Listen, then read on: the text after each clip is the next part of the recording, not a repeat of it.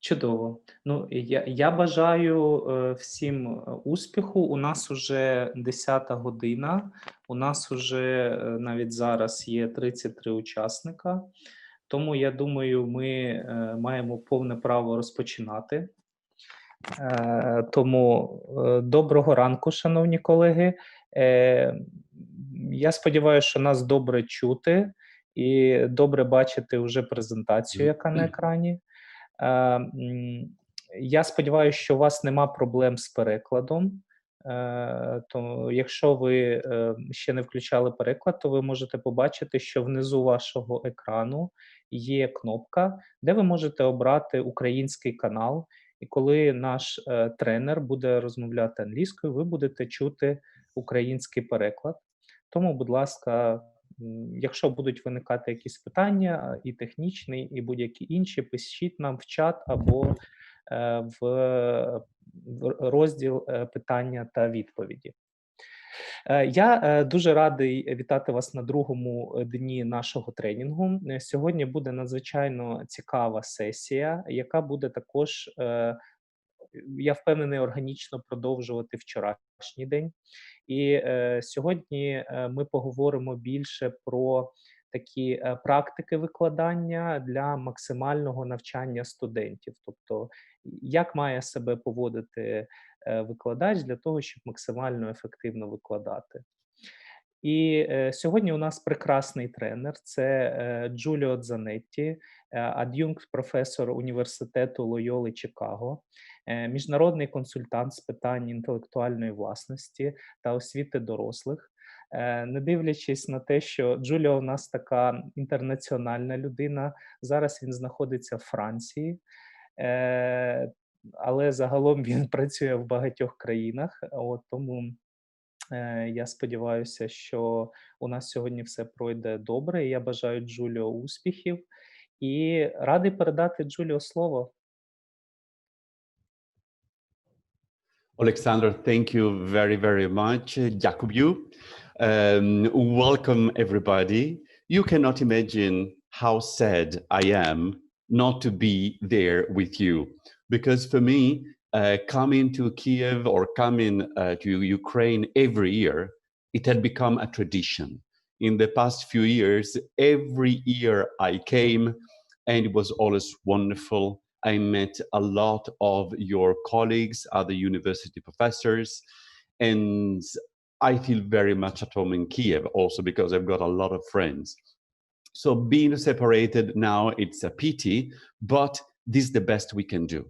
And I still believe that we can achieve very meaningful results. As you can see, the title of my presentation today is very pretentious. Best practices to teach law and to maximize students' learning. Who is this Italian person who wants to tell me how to teach law? I have many years of experience. I start with the wrong foot. Well, I have been teaching in different universities, not only Loyola University of Chicago, but also my own alma mater, the University of Turin, plus I teach in other universities. But what I have for you is some tips, some suggestions that you can take or leave. I'm not here to impose anything. I'm here to share my experience because you will see I will propose a bit of a philosophy shift, a different way to teach and to conceive the relationship with the students. I'm sure a lot of you already do it. And actually, I would like to hear from you because you have a lot of experience and you will be able to tell me, I have another suggestion. I have another best practice. Every time I deliver this course, I learn. Every time I came to Kiev, I create a beautiful relationship with your colleagues and I learned a lot from them. So please, let's work together. Oh, call me Giulio. Giulio, my first name, it's more than enough. Now, let me tell you what we are going to do together today. As you can see, I'm using the PowerPoint in Ukrainian, not because I'm fluent. I've got photocopy of the English one just beside. So the first topic is a bit the philosophical one, is what I call the student-centered approach. You would see the difference between adult learning, student learning, children learning. I will tell you more about it. We are going to talk about the learning objectives. All the items that you see on this agenda, they're all tools that you can use to make your teaching with more impact. The third tool is called the learning cycle. This is probably the most beautiful tool I will share with you. It's really designed to increase the level of learning of a student. And again, don't feel obliged, but I know it works. We are going to talk, because I don't want to be the only one talking for 2 hours. You will fall asleep. So in an interactive manner, we are going to talk about modalities to share the knowledge. Of course, there is lecturing. Some professors even read. Please don't. But there are many other modalities that for people like us teaching at university, we need to have different cards. We need to have different tools.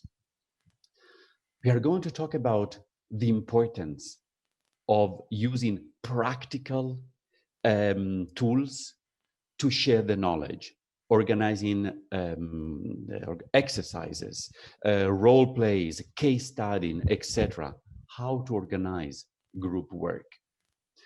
Very, very quickly, we are going to talk about the logistical arrangement, like the organization of the teaching room. It's going to be very, very short, just because sometimes we go into a class and our university gives you that class, stop. But I want you to be aware that if you change a few things, even in the positioning of the tables, you change the behavior of the students. We're going to talk about PowerPoint, visual aid, the various visual aid, like using a video, using Prezi, and using PowerPoint. PowerPoint is a fantastic tool, and people can use it so badly with good intentions.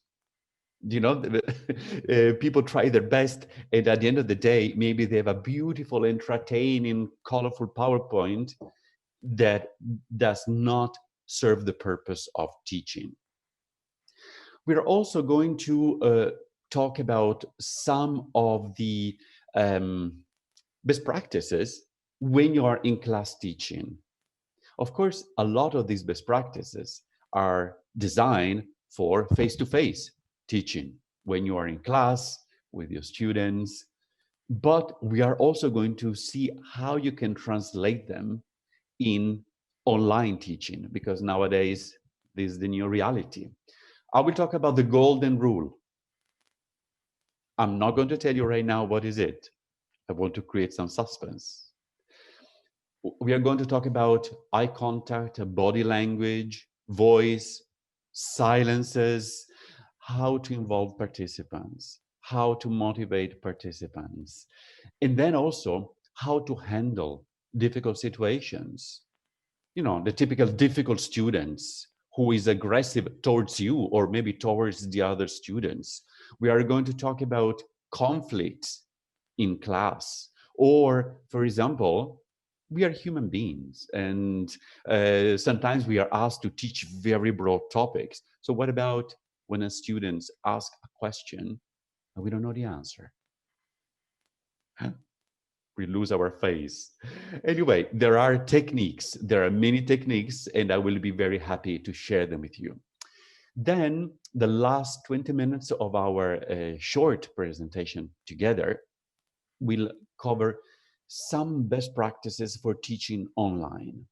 I know yesterday you had marvelous Bogdan, who told you how to use some of the technical tools, which are really, really good. I will cover other elements, other things you can do to ensure that your online teaching is as successful as possible. Because, let's be honest, nothing replaces your presence in class, your interaction, even your interaction during coffee breaks with the students. This is the agenda, which is already part of the training, because in a way or another, I already told you and shared with you some of the best practices to teach law. If you're ready, I'm going to start. I'm going to move to the next slide. Okay, so we are teaching private law. We are teaching civil law. We are teaching law, let's say. This slide shows you the two traditionally completely separated approach: teaching and training. Teaching is what you do with students, with the children. We call it pedagogy. This is what we had in primary school, secondary school, and very often also to university. So you have a teacher, top-down teaching. The other side, which is more my area of expertise, is training, adult learning. We don't call it pedagogy, but andragogy. So it's not the science to teach children, but it's the science to teach men and women, adult, professional. Let's look at the bottom part of the slide. Normally, a child or a young student, how do they learn? Well, essentially by listening to the professor, taking notes, maybe asking timidly a couple of questions, and then studying. How does one adult learn? Doing. This is cognitive science. This is not something that I've invented. Confucius, the Chinese philosopher, used to say, if I hear something, I forget. If I see something, I remember. But when I do something, I understand. So why am I presenting this slide? We are teachers, we are professors, we teach students. Well, because nowadays it's becoming more and more evident that the more we treat our students, at least partially, as adult, the better the learning experience will be for them. At the end of the day, what is our job? We want to empower them to be better human beings, to become lawyers, judges, enforcement officers, etc. So what we want is really to ensure that all our efforts, because we prepare our lectures at home and we have our notes, etc. We don't want students to, not paying attention. And they will not pay attention if they feel, anyway, I need to study, so why do I need to listen to this professor? So I'm inviting you to open your mind to this adult learning approach, because when you borrow some of the tools from training and you put it into teaching, I can tell you that the results can be fantastic. Some of you teach at first year university, sometimes it's the second, but a lot of you are also involved in masters, ad hoc courses, etc. Those people need to be already treated as adults because they are about to start their professional life. So, for example, I have a different attitude when I teach younger university students, which is rare. Normally, I teach more last year or masters. And the master people, for me, are adult. My job is to empower them to do a job. So this was the first philosophical slide that I have for you. And now I have another one, for which feel free to open your mics and talk. Because this is what I call the perfect triangle of teaching. On each side of the triangle, we have something that we as professor, we want to give to our student. Traditionally, this is what we give: knowledge, knowledge, knowledge, the article blah, blah, blah, and the exceptions, and how to enter into a contract, the exceptions, and etc. What else? There are two other things that we should or could teach in our class, apart from knowledge. What else?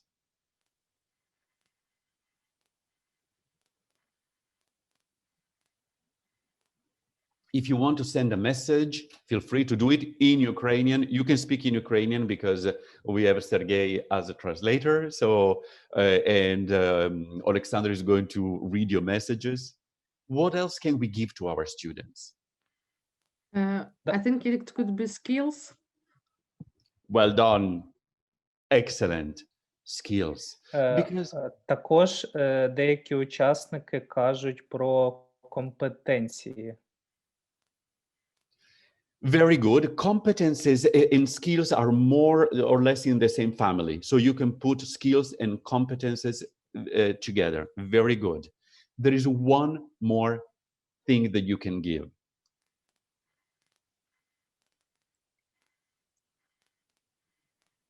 Ready? Posture, attitude. For me, one thing that I always try to do with my students is to show them that the jobs, the different jobs that they can do after my course and after my university are useful. They can play a role. They can make a difference in our country, in their own countries, in their own communities. They can help people. So you can give passion for what they are learning, and show the concrete implications of how what they're learning today. Oh, it's boring. We are learning about the 5 exceptions to contracts. Well, these are important. Why? Because look what happened in finance. Look what happened in this. So you can give attitude, posture. So not only knowledge, but also skills and attitude. Skills is, you know, I studied law in Italy, which is very traditional. I studied in Turin, very good university, and all what I learned was articles, articles, articles, civil code, criminal code. I came out, my head was full of articles, and I didn't know how to draft a contract. I didn't know how to plead in court. I didn't know how to write a statement before going to court. I didn't know how to negotiate with a client. I've never seen a sample of contract. So we really need to transform our student into 360, let's say, human beings and professionals. Джуліо, Yes. це дуже цікаво, тому що, ну, по-перше, в мене були такі самі враження після закінчення університету в Україні. І дуже вражаюче, що в Європі, в Італії такі самі проблеми в вищій юридичній освіті, як і в Україні. Я думаю, що колеги з України тільки підтвердять, що у нас це найбільші виклики, що студенти складно вміють застосовувати якісь практичні юридичні навички. І якраз колеги, от деякі пишуть в наш чат щодо цього трикутника викладання, вони ще пишуть такі коментарі, що це можуть бути ще вміння застосовувати, також ще пишуть ідеї, але я думаю, ідеї це більше відноситься до того, що ти називаєш ставлення. Thank you for your comments. And I told you that I came, you know, a number of times to Ukraine, and every time I met your colleagues, that are also my colleagues, I felt at home, because we both countries have the same legal tradition, very similar, and overall we have, you know, the professor, the way I was taught, not trained, taught. The professor would come with their books, sit at the desk, hundreds of students. Very often, my professors were reading and zero encouragement of interaction. Now, I know this is not your case. You are younger, you suffered of that system, and you are already changing. But all what I will tell you in these 2 hours together are techniques to involve the students and to make them aware that there is something for them. Feel free to stop me anytime. I'm going to very quickly present few tools. Normally maybe I do 2 full days on these issues. Now, a good suggestion that I would like to share with you is to start your classes with learning objectives. These are not teaching objectives. Look at the difference in language. Teaching objectives are my own objectives. I'm the teacher. I want to teach you. But what you could do when you start your classes is to start with a slide, for example, or you present them, saying, by the end of this class, you will be able to do.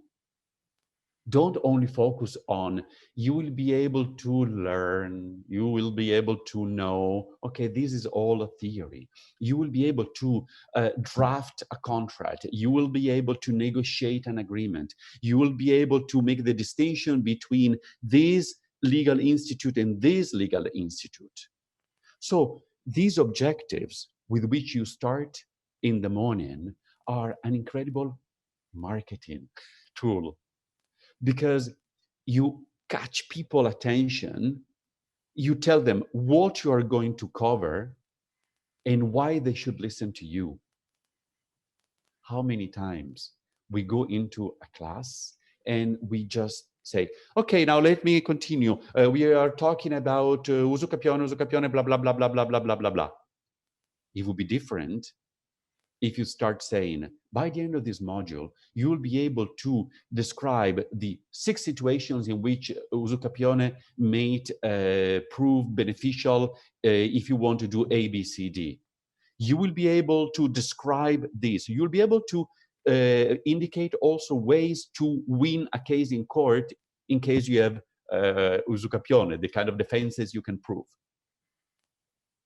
So, now you're going to tell me, Giulio, thank you very much, but you did not start with the learning objectives today. I thought about it. I only have 2 hours with you, and I need to cover everything. This is not teaching, this is not teaching and training. This is an exchange between peers. But I normally start my classes with learning objectives. So is my promise, bear with me for this 1 hour, 2 hours of teaching, and this is what you will be getting out of it. This is your earning. And the more you are practical, the more students will be, oh, wow, okay, let me try to listen. I'm sure everybody knows the meaning of SMART.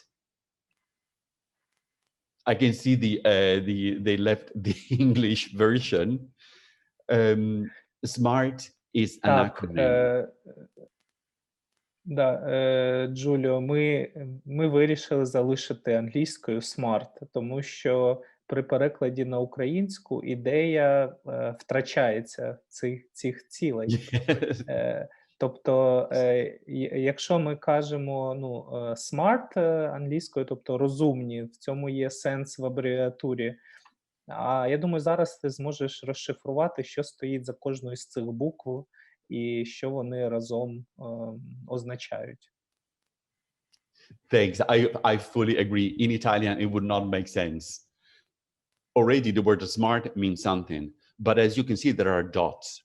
So smart means that your learning objective should be, as much as possible, the following. S means specific. M means measurable. A means achievable. R means relevant.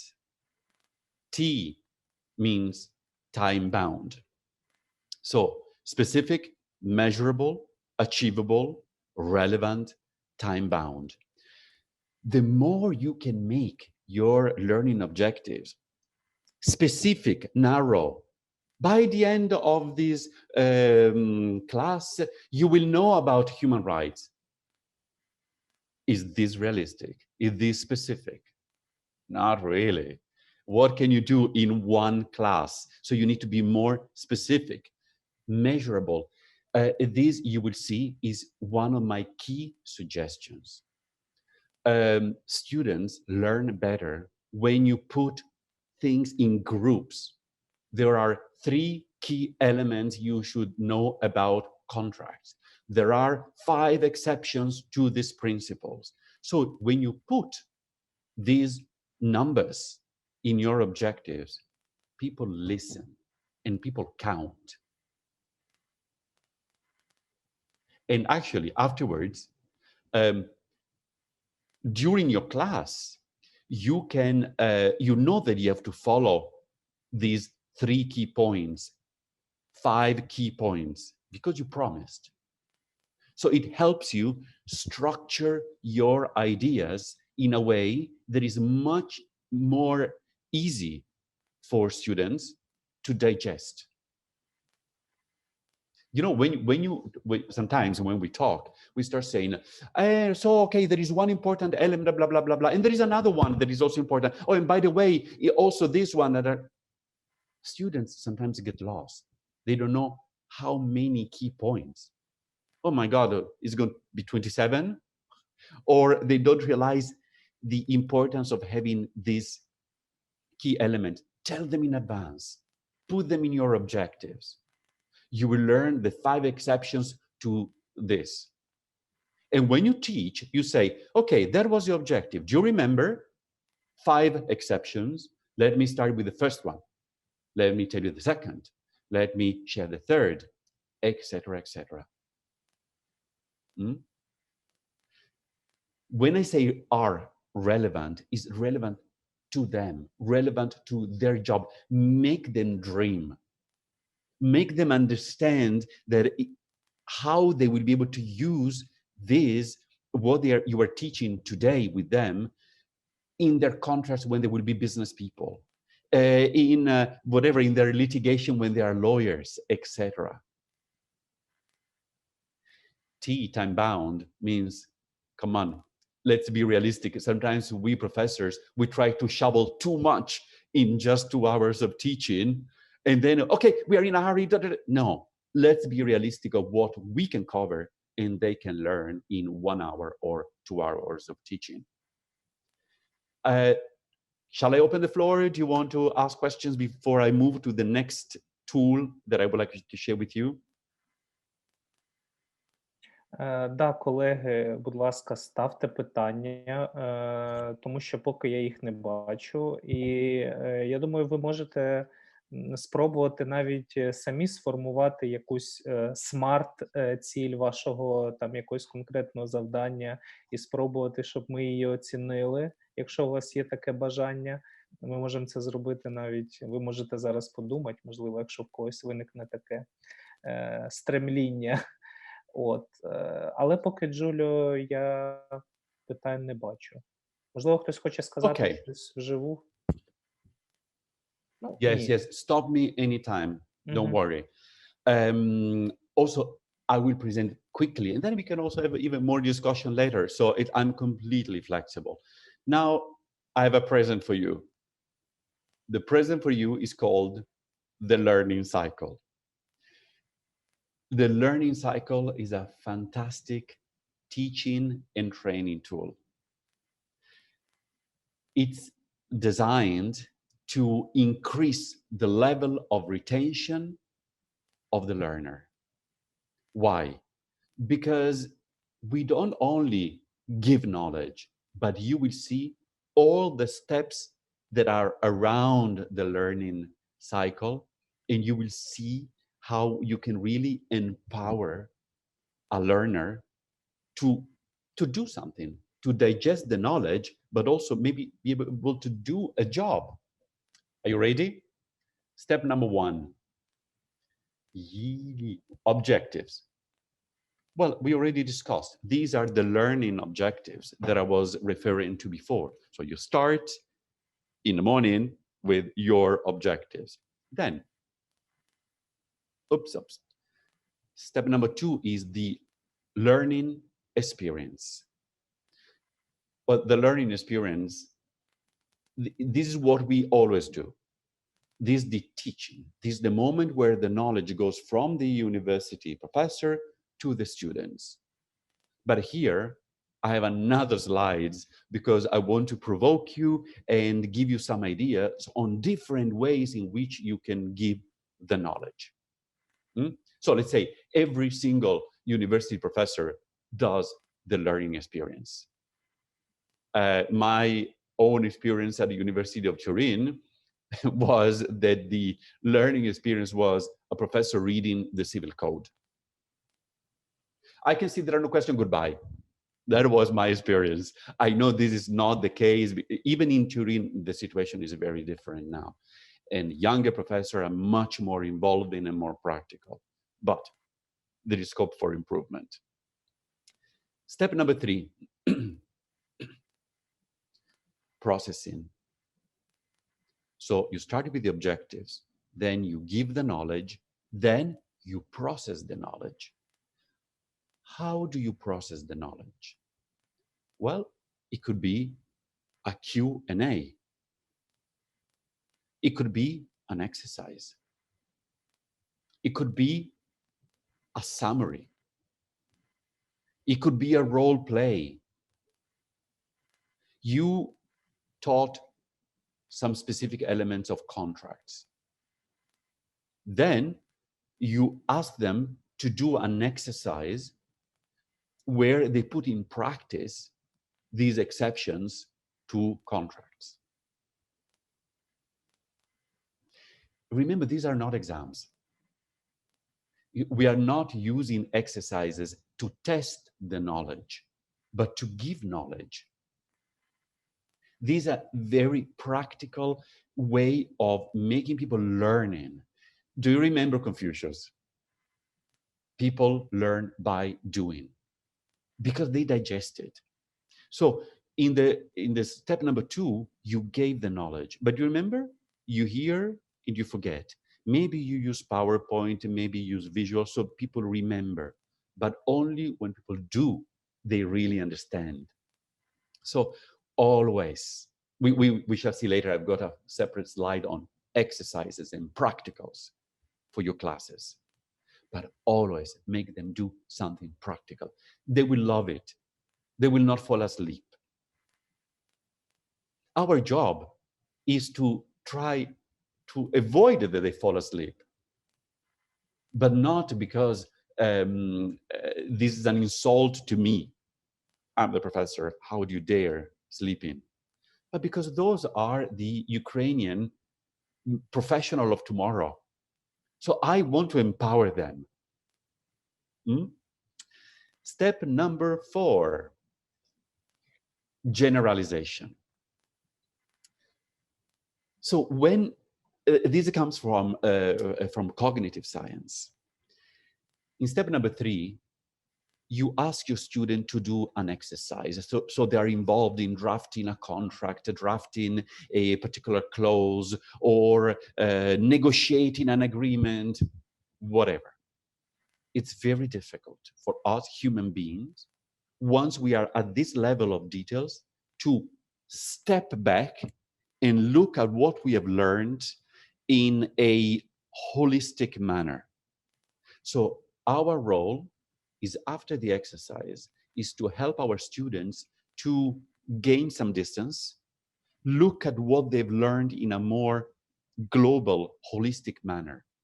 We can help them draw conclusions, best practices, lessons learned, to generalize their knowledge. And then, number 5 is future application. What does it mean? It means that my role, one present I can give to my students is, once I gave the knowledge, we did exercise, we generalized, then I tell them, okay, in practice, what can you do tomorrow when you are going to be a judge, a lawyer, a businessman, etc., etc.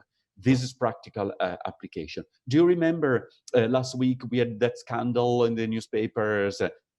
You make it relevant. You help them understand how they will use this knowledge in their real life. Step number 6, objectives. Your objectives are the alpha and the omega. You start with the objectives and then you go back to the objectives. First of all, it's a good way, you know, when you made a promise, by the end of this class, you will be able to apply the 5 exceptions to whatever contract law. This example is so stupid. I should have prepared a better one. I apologize.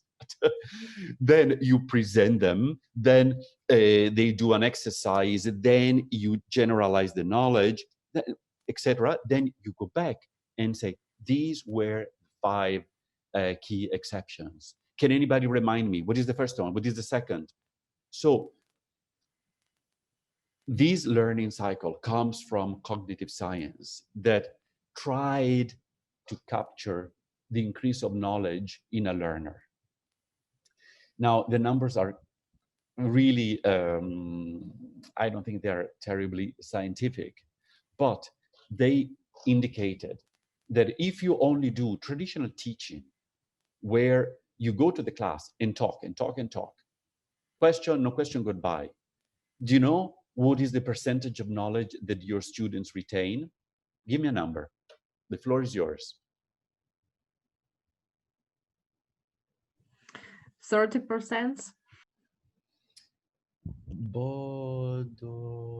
I'm trying to read your name. No, tell me your name, because My name is Tatiana. Ah, Tatiana, yes, the first one was the surname. That's why I couldn't read it. Maria. Okay. Tatiana, 30%. You are very optimistic, and you must be a very good professor. I want to hear somebody else. В коментарях пишуть багато людей, не більше 20, 10, 5, 10, 20, 20, тобто... Okay, thank you. So when I was at university, the first year, and my professor came and read, literally what I got probably was 8, 9%. I was trying to be very attentive, but everything was based on my studying back home. What we do nowadays is much better. So maybe Tatiana is not that wrong. If you're really good in and you put passion and maybe you try to be a bit practical and interactive, you could reach 30%, but it's not the data I saw. It's more like 20%. Already, when you started with your objectives, you already give knowledge. Think about when I started with my agenda, you know, an hour ago. It's already a learning moment. And that's why I spent time. I said, we are going to talk about student-centered approach because blah, blah, blah. And then learning objective, learning cycle, exercises, etc. This is already a learning point. So you already give 5%. Then you do your learning experience. And if you do it well, you can go up to 30%. But then when you do the processing, remember, learn by doing, it's another 30, 35%. Generalization is another 10%. Application is another 10%. Back to the objectives is another 5%. I studied law, like all of you, so we are not really good in mathematics, but we go to a level of 90%. Okay, maybe this is a wishful thinking. I told you it's not completely scientific. Don't quote me, but you realize that this learning cycle is something that enables you to increase the amount of understanding and practical knowledge that our students will bring back home, even before they study. What do you think of this tool?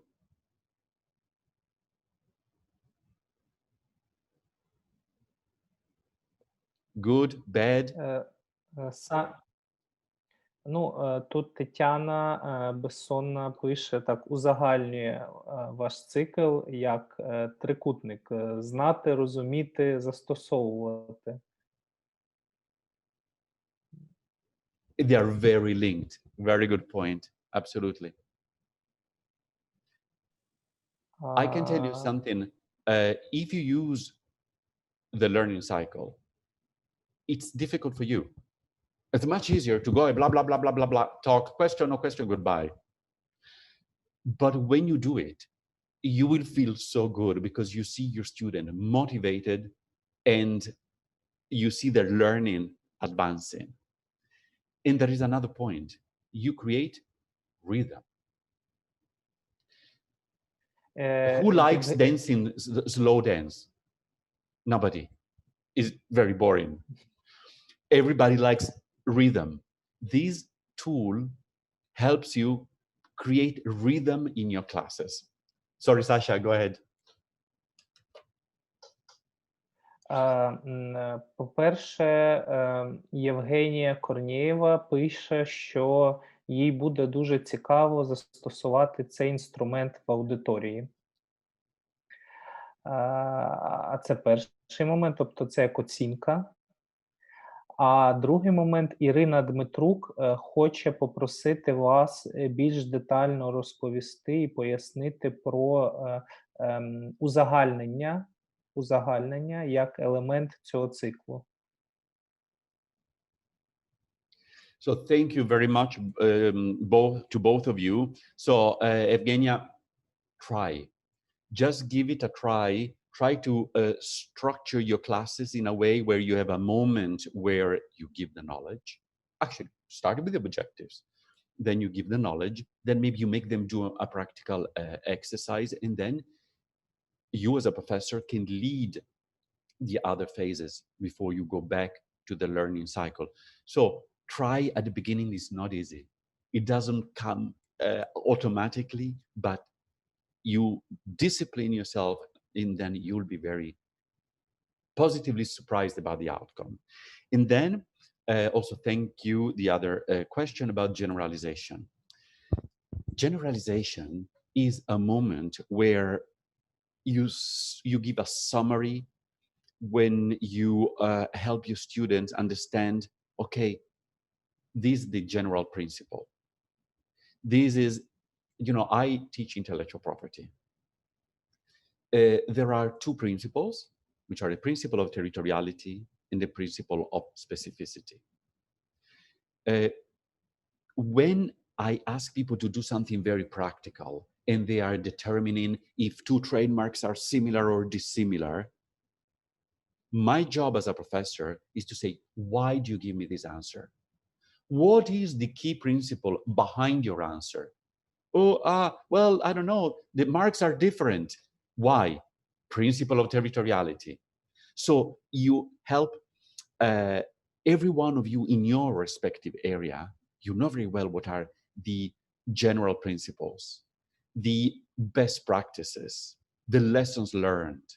So after the practical work, where people are at this level of knowledge, very detailed, you elevate the discussion and you ask them again to look at the general principles and the application of the general principles to the specific case. You do it very simply with questions. You could even simply say, after the exercise, you say, okay, students, what are, in your view, the three key principles that we have learned today? These oblige them to structure their thought. Okay, we learned the importance of treating students as adults. We learned the etc. Is that okay? Yes, Irina said that she understood very well. So also we have comment from Lesia Vasilenko. She said that students always active when you combine theory with practice. It's only... Exactly. And in a moment, I will tell you also how to improve the practicals and how to make your theory more practical. So I've got some ideas, but it's true. If you involve your students, they will like you, they will be more attentive. Bottom line, you might say, I don't care if they like me or not. But if they like you, they will pay more attention to your classes. They will learn more. They will be better at the exams, better lawyers, better judges, etc. So thank you, Lessa. I agree with you. Shall I move on? We can always come back. You can ask questions about anything. Now, I'm going to provoke you. Let's focus on the learning experience. Remember, objective, learning experience, processing. Let's focus on the learning experience. As mentioned, this is the moment where you give the knowledge. How can you do it? What are the different modalities that you can use to give the knowledge to a group of students? The floor is yours.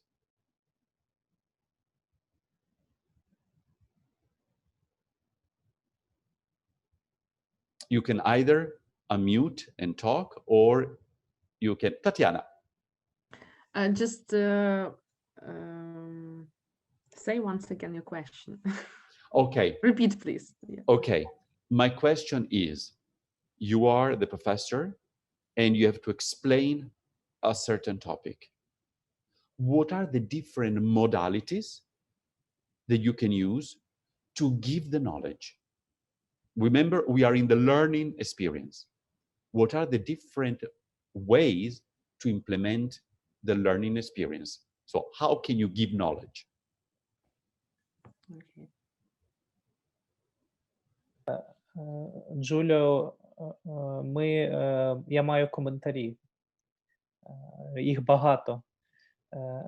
Ну, по-перше, попередній коментар ще до твоєї попередньої тези від Менджул Марії, що студентам справді краще пояснити, навіщо їм теоретичні знання і де їх можна застосовувати в житті.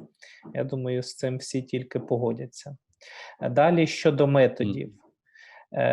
Пропонують ділова гра, дискусія, квест, кейси, обговорення, вирішення казусів, візуальна презентація, залучення до дискусії, обговорення, кейси, перевернута лекція, кахут, пояснювальні, ілюстративні, дослідницькі. Оце коментарі. Wow, I'm impressed. Jakubio, really, really good. So, Sasha, these were not from one person only, right? It's from everybody. Okay, Це perfect. від багатьох. Yeah, this is from different participants, so we have... Very good. Very, very good. Yes. And so I will go quickly through my slide just to explain a few modalities, but you already understood the various tools that you have, which are all very, very good to achieve the result. So the first one is top-down lecturing. I decided not to put reading because we know that some of our old professors even did reading. But okay, sometimes we want to do this top-down lecturing. Okay, let's remember that unless you are Barack Obama, so the most charmer speaker ever, you know, you are not going to maximize the learning. A good alternative is what we called lecturette. I don't know how Sergey is going to translate this. It's like a short lecture, very practical, very interactive, maybe with a visual aid. So you break down your knowledge in small lumps and you, boom, do a short lecture, let's say 10, 15 minutes with PowerPoint, with Q&A, then immediately exercise. Sometimes you can start your class with a plenary, oh, sorry, I didn't put it, sorry, that is the lecturette. The third one is plenary brainstorming. So you go into the class and say, okay, what are the main problems that we face when we, I don't know, when we go to court, when we negotiate a contract, when we want to buy property? You know, instead of starting by saying, let me tell you about property. Property is covered by article blah blah of the civil code of Ukraine. The article says da da da da da da da da da da da. The start with what are the main problems when you want to buy property, and then you ask this question in the plenary. Or group brainstorming sessions. You say, okay, now this is my question. Please discuss in groups of 5, and then tell me the result. Individual presentations to the entire group on individual research, or individual presentations from the syllabus. This is sometimes what I do at Loyola, and it works beautifully because I talk to each student who, yes, Sasha remembers. I say, okay, tomorrow we are talking about this particular topic. Who wants to cover that article or the other article? I have a syllabus with specific articles, journals to read. So sometimes I ask them, you read that article and you present it tomorrow. You know very well that we as professors, I know that I really know a topic when I realize that I feel comfortable in teaching it. So there you are asking one of your students, you take the leadership, you take the responsibility for this particular article. And I give you, students, this article because it's really interesting. Pay attention to this and this and this. The person will read it, then will present it, and you will always be surprised about the level of engagement of the students who systematically does more research, start using a fantastic PowerPoint, and the other students, wow, instead of only listening to me for 2 hours, it's me, and now, surprise, surprise, Sasha will present this, and Olga will present this. So, of course, you cannot just say, okay, well, tomorrow you teach goodbye and you do your crosswords. This is not the point, but you empower the students to, to present part of the knowledge. I tell you something that I do at Loyola, which is always something the students appreciate a lot, and they still write to me afterwards. When I ask students to make a short presentation, 10 minutes, it's not that I try to do less work me, but it's only 10 minutes, a very discrete presentation. But then I use this opportunity to help my students learning how to talk in public. Let's imagine Sasha is presenting something. So for 10 minutes, then pause, Q&A about the knowledge, and Sasha is actually giving the knowledge, teaching the other students. So you empower every lecture. There is one student that presents a short part. And then collectively, we say, okay, what about your communication skills? How did you use PowerPoint? How did you move in the classroom, etc.? And that is something that students love it, and it works very well. Yeah, Giulio, yes. We have a question from Yes. Irina Kazanchuk. She asked about what's the difference between plenary brainstorming and group brainstorming, as in both methods, group of students engaged. So can you tell us a bit more about that? Yeah, thank you, Irina, for the question. You would see that I will put a lot of emphasis on group work. Why? Because in group work, you stimulate peer learning, student-to-student learning. When you ask a question in the plenary, you always have the super good students and the me students that want to show off. A lot of people will say, okay, I don't even think about it. There is the me student who are going to answer. So you have maybe the genius who gives you all the answers, the other don't think about it, maybe don't even try. Instead, if you say, my question to you is this, boom, maybe you put it on PowerPoint. And then you say, now you have 3 minutes, you give a very short time, 3 minutes to discuss with the people around you, you know, groups of 5, groups of 3. And then you tell me, wow, people get together, people start talking, you put some pressure because it's not a lot of time. So you capitalize on peer learning and not only on, you know, teacher-student learning. Irina, is it okay? You know, don't underestimate. Я думаю, що так. Ірина каже дякую. Тому я думаю, їй Дякую. зрозуміло. Thank you. У нас питання Okay. від Юрія Білоусова. Він запитує, чи ці методи, їх доцільно визначати або змінювати перед початком заняття, чи загалом перед всією дисципліною. Тобто питання в тому, чи одразу студентам повідомляти, що у вас будуть такі методи, чи можна по ходу вивчення дисципліни їх змінювати в залежності від настрою викладача. Сьогодні йому хочеться цей метод, завтра інакший. Як краще робити?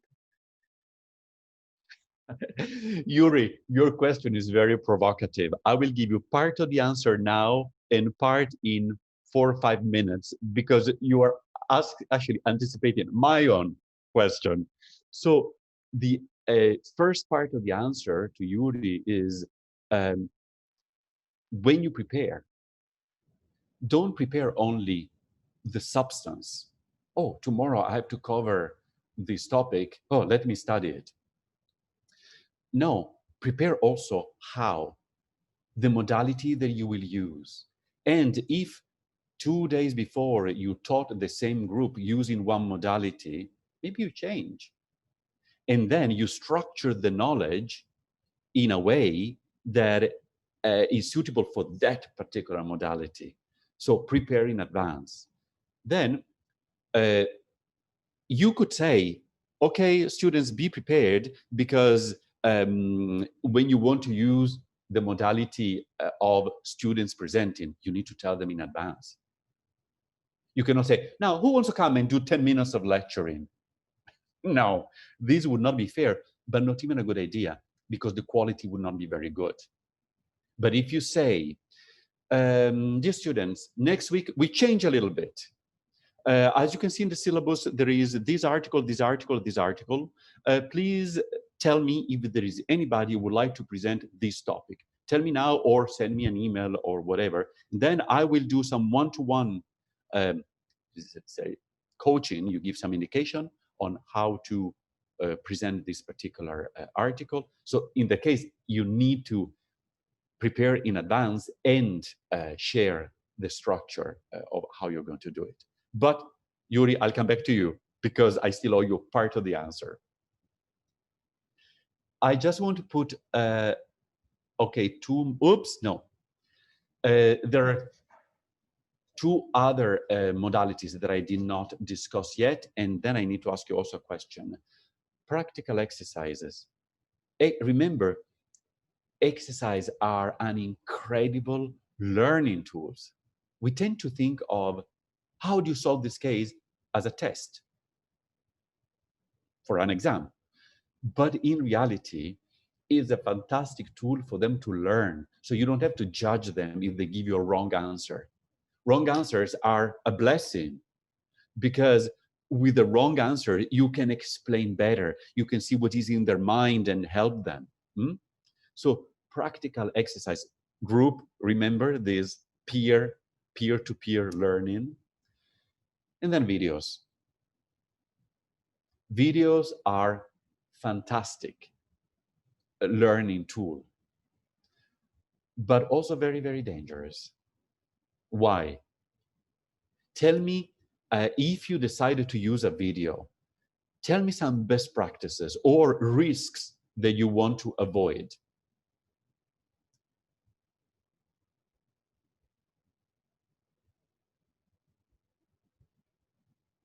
Giulio, we have a questions. First of all, Anna Politova ask you about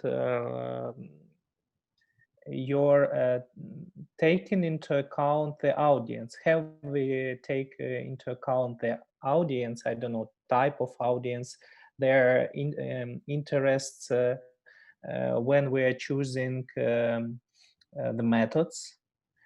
Also, this is first question. Maybe then I can continue. Okay, Anna, thank you for this question.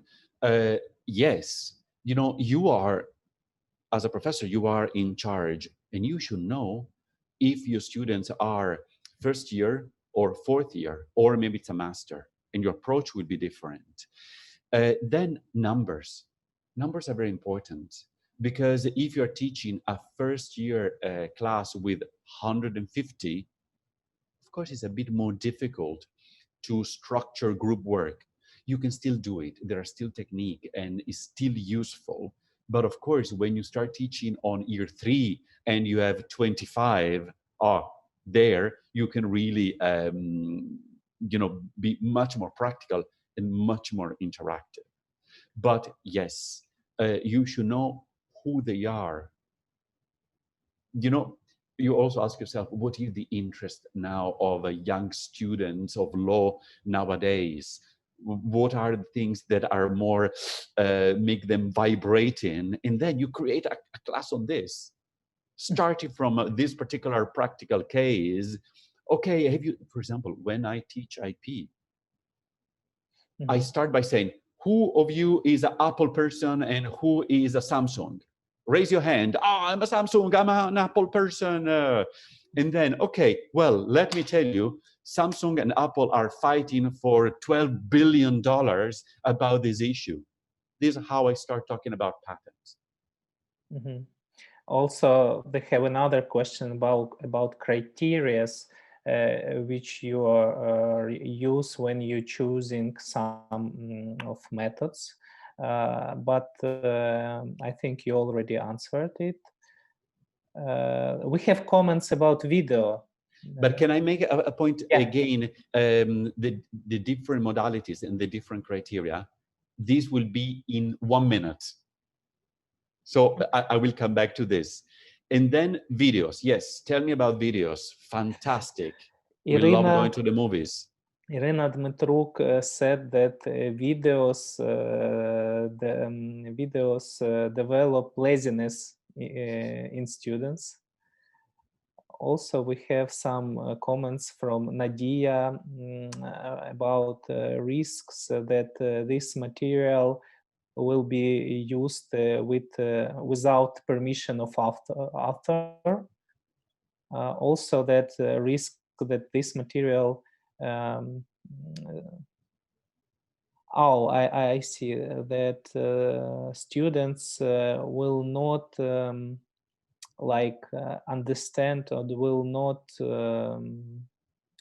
like this material because visual materials are not good for all students. So some of them like verbal, probably, as I understood.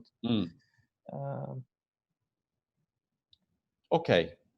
Shall I start taking this? Yeah. Okay, also because time is passing. Oof. Yeah. So thank you, Nadia. Thank you, Irina. Laziness, it depends on you. Because how many minutes should a video last? Let's imagine you're teaching 1 hour. How long is going to be your video maximum? You can answer. 20. Who? What else? 20 minutes from Irina Dmitruk. From Nadia, 5-10 minutes. From Anna, 5-7 minutes. Good. Irina, if you do 20, of course it's easier for us because people watch and you can breathe, but no, a video must be extremely short. They say the magic number maximum is 7 minutes.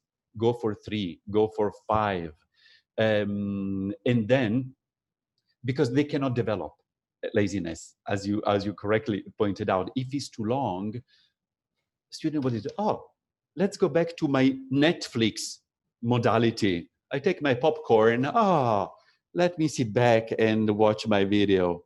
No, you say, dear students, now we are talking about abuse in a contract. I'm going to show you a video, and nowadays YouTube is full.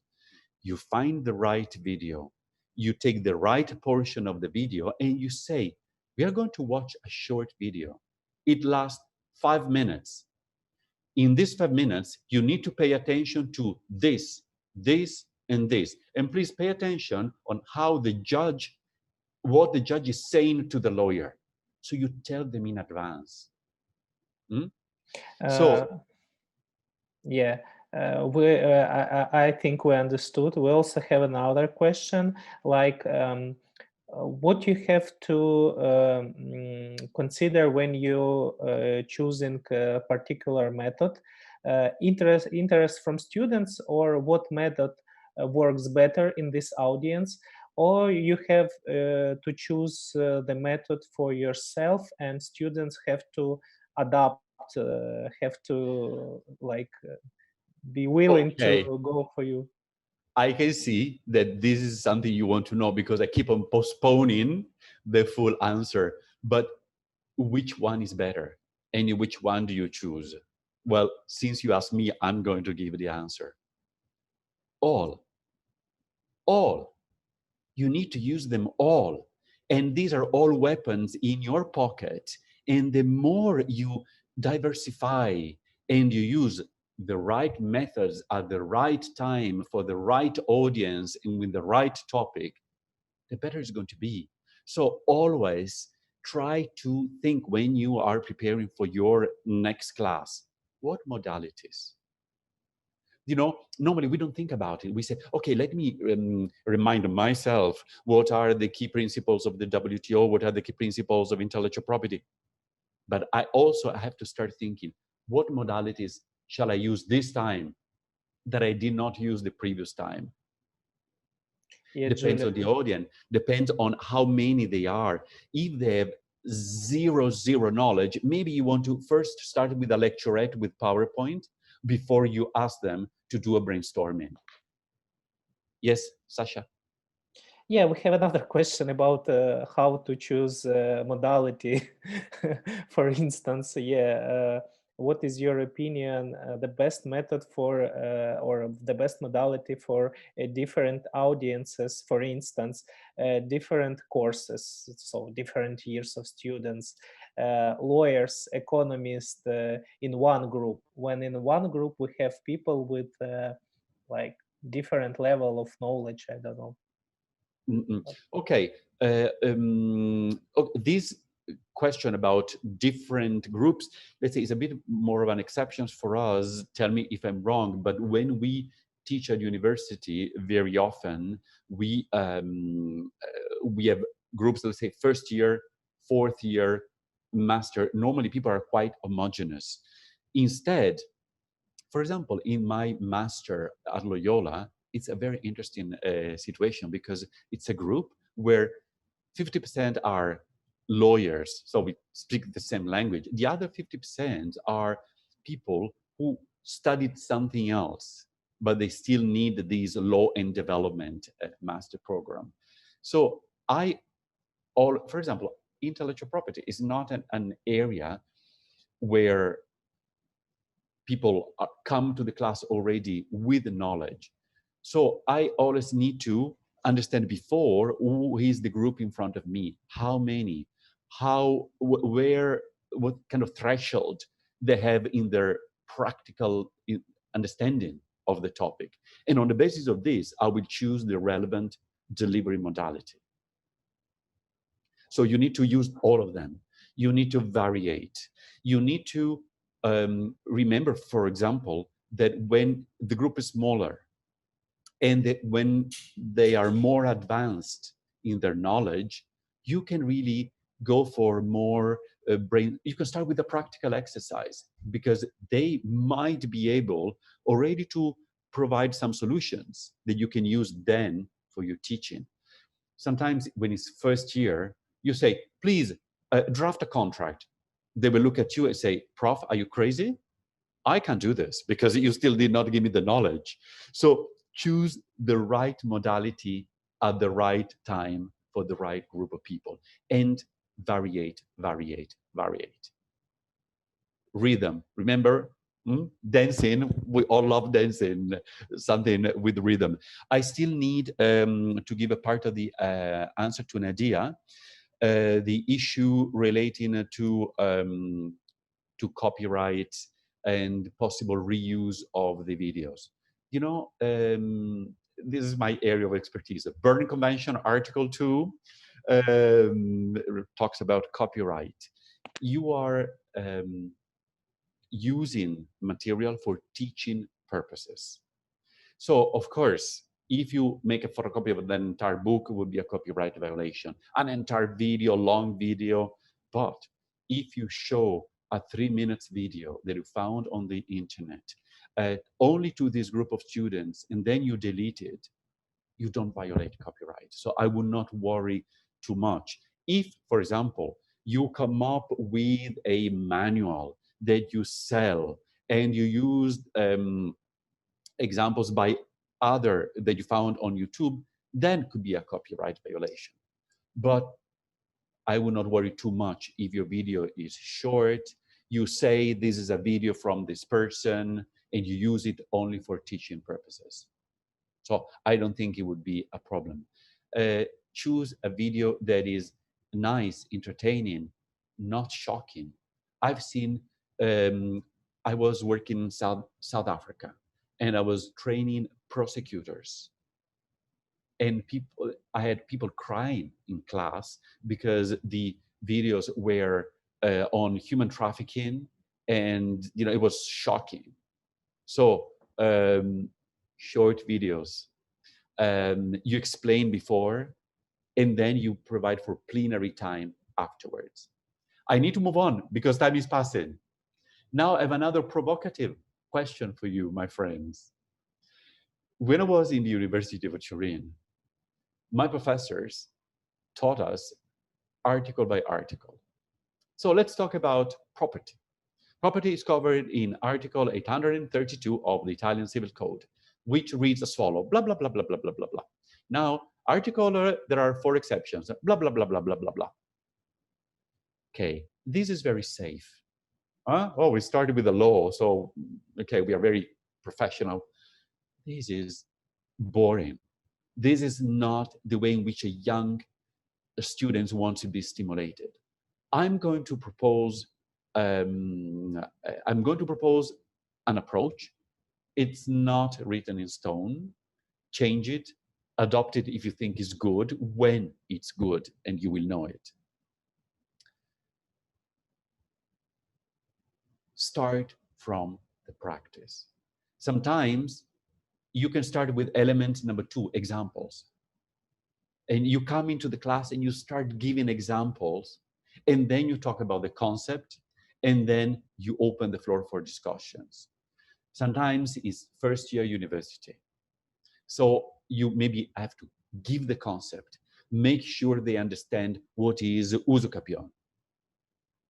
You explain it, short lecture it, but then you immediately give an example, and then you immediately open the floor. Then once your students understand the practical, the concept and the practical implications, and you give many examples, recent examples from Ukraine, your newspapers, your companies, your whatever scandals, etc. But then you also take whatever Trump and Biden, whatever, you make them alive. Then, yes, this is the right moment to talk about your law, whether it's international conventions or the national law, because then the article becomes alive. If they understood the concept, then they say, okay, is Article 832. And then, surprise, surprise, Confucius, group work, plenary work. Before I move forward, I need to ask you one question, because there was one comment that I marked here and I want to learn from you. What is reverse lectures? One of you mentioned as a technique reverse lectures. I don't know this concept. Could you please tell me?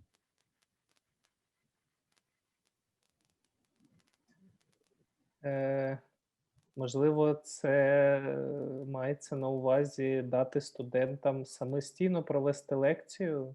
Я не зрозумів просто. Я не впевнений. Будь ласка, хто згадував про зворотню лекцію, чи не могли б ви? It was me. Окей, Тетяна. Reverse lecture is, I think it's like a top-down lecture, you call it. So you give students some reading first, and then you start lecture with discussing they have read. Perfect. Like this. Tatiana, thanks. So it's really bottom up. It's not top down, it's bottom up. Okay. Very good, very good. So let's going back to my slide. What do you think of my suggestion? Remember, I'm not here to impose anything. This is just my experience and it works. What do you think?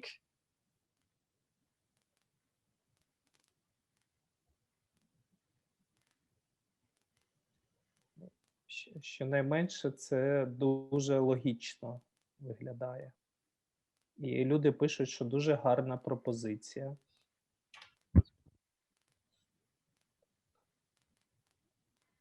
Good.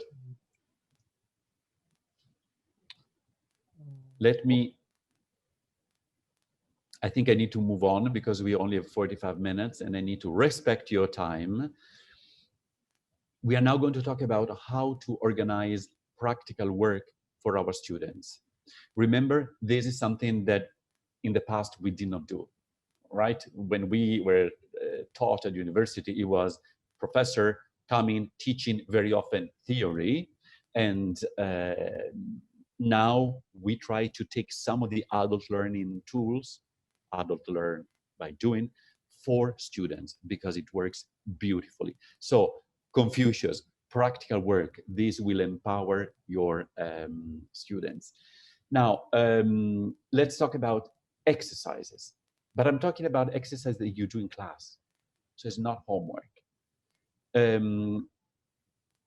This is something I already mentioned. Practical work is a learning tool. Is not to test the knowledge, but to give knowledge. Maybe because you explained a particular topic, then you ask them to do an exercise where they put them in practice. Do you remember the learning cycle? Learning experience, processing. Here, we are here. Or maybe you start with an exercise. You use it for the learning experience. So it's not, I'm not talking about exam. I know that my friend Bogdan already spoke about exam yesterday. Then, why? Well, I don't need to repeat. Learn by doing is very, very powerful. The students will understand why they are learning something. They will see the practical implication. They will put it in practice. They will digest it. So it's not superficial remembering the articles, but it's deep learning. How many students per group? The floor is yours.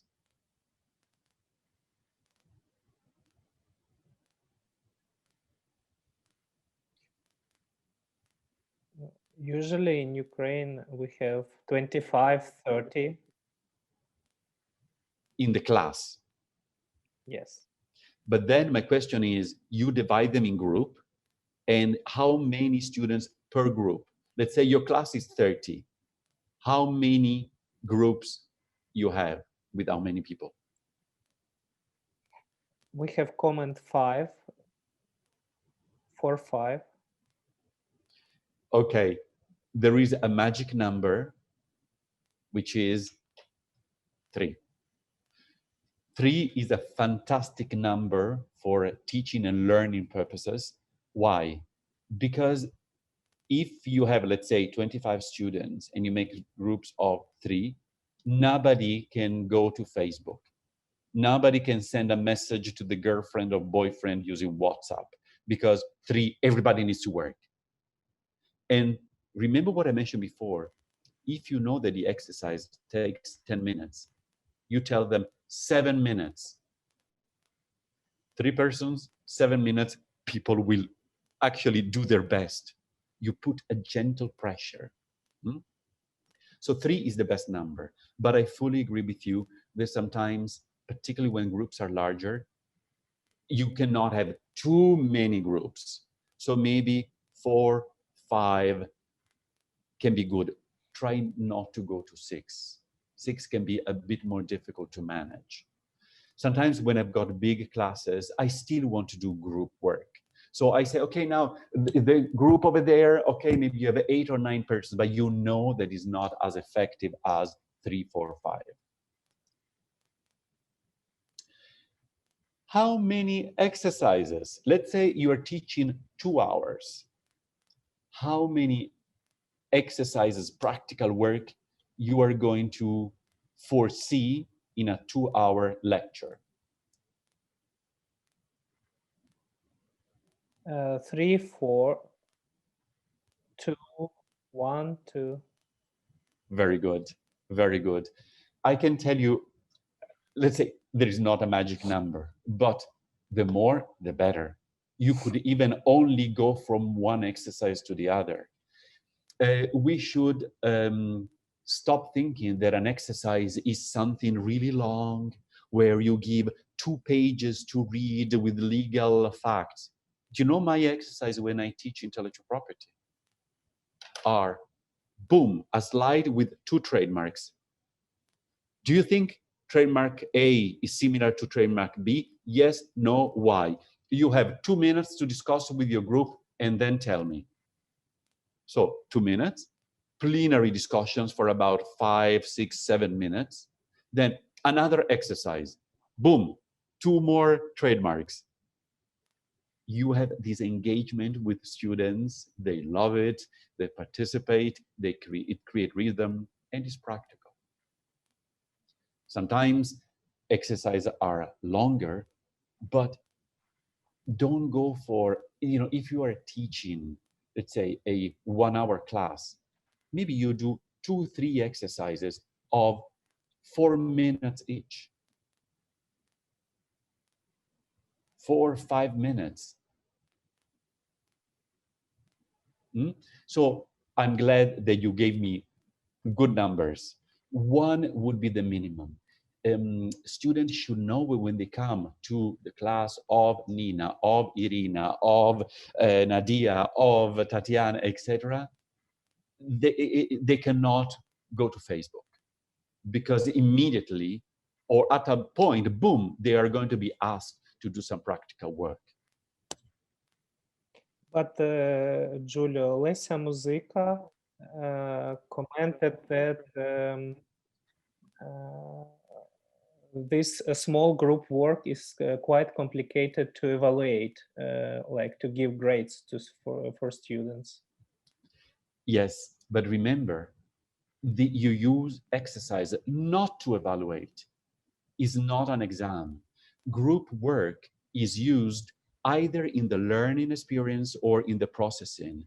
Exams are something else, and I think my colleague and friend Bogdan yesterday already told you different modalities to organize and structure your exams. You're using this group work, these exercises, not to check their knowledge, but to enhance their knowledge. So you don't care if they give you right answers or wrong answers. Wrong answers are fantastic for you, because you will have the ability to understand what went wrong, what they did not understand, and repeat. So you don't have to evaluate. But remember, you do group work because you want to capitalize on the peer-to-peer exchange of knowledge, peer-to-peer learning. And then you do like 4-minute exercise where they need to discuss. And then there is the plenary. A question for you. If your practical exercise is 5 minutes, how much time do you need to set aside for the plenary discussion?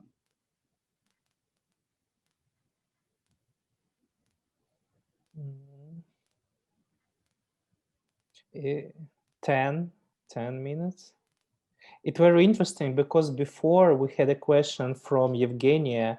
She asked what duration of classes in your university, and she asked how to use time in a most effective way. So it's very interesting because now we hear the question Yes. about time. So 5 minutes, 10, Okay. 50.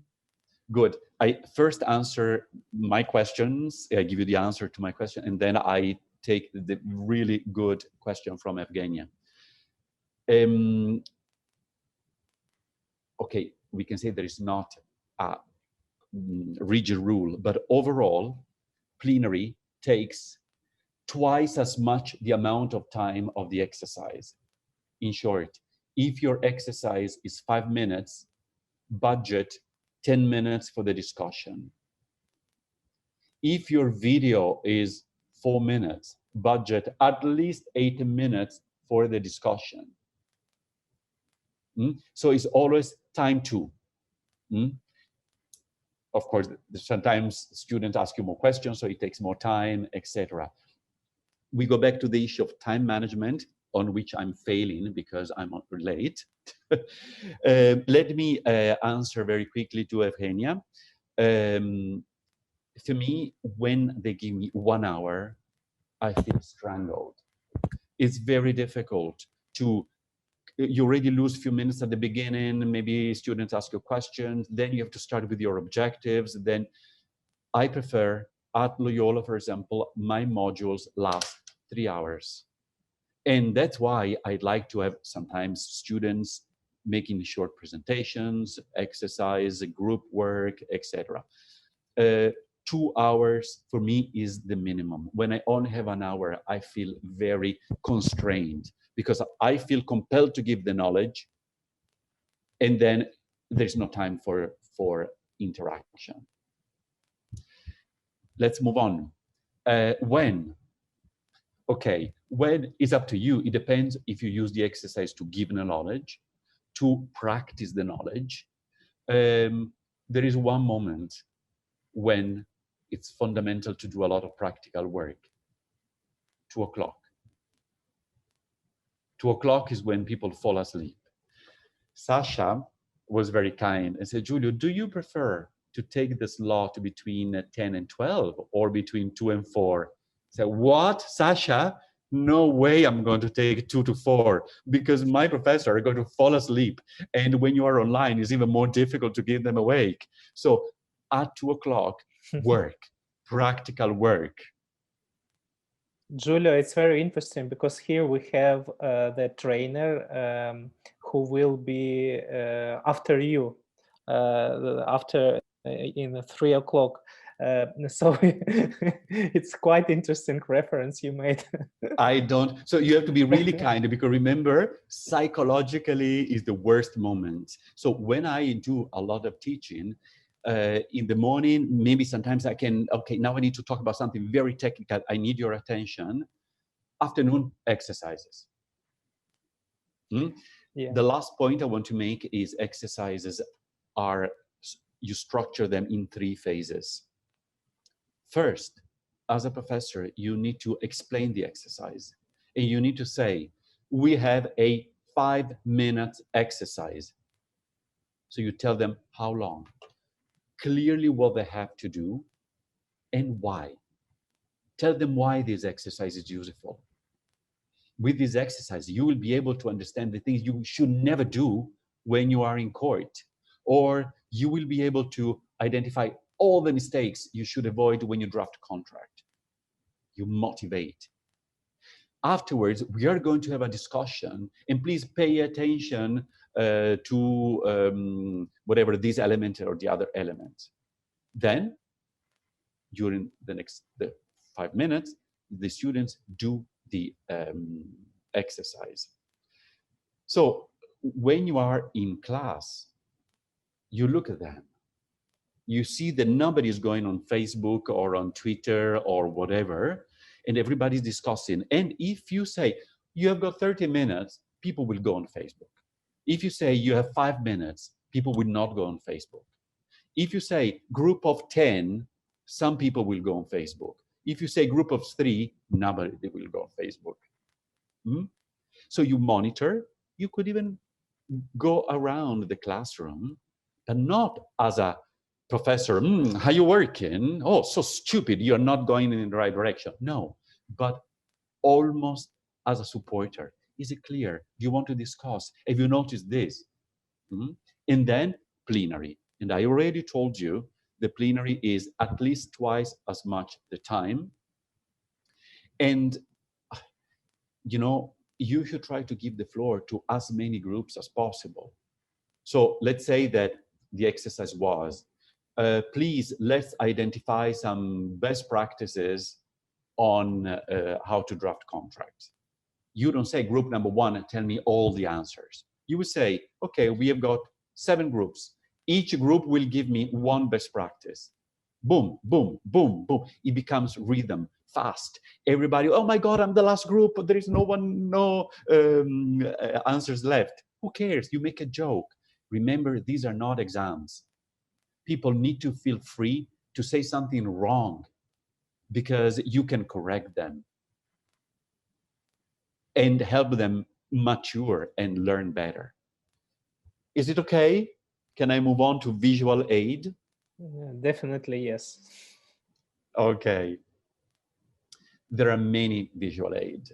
We go from the traditional blackboard, whiteboard, flip chart, videos. We already know about videos, PowerPoint, Prezi, etc. We don't have a lot of time, so I just say few words. Flip charts are fantastic if your group is small.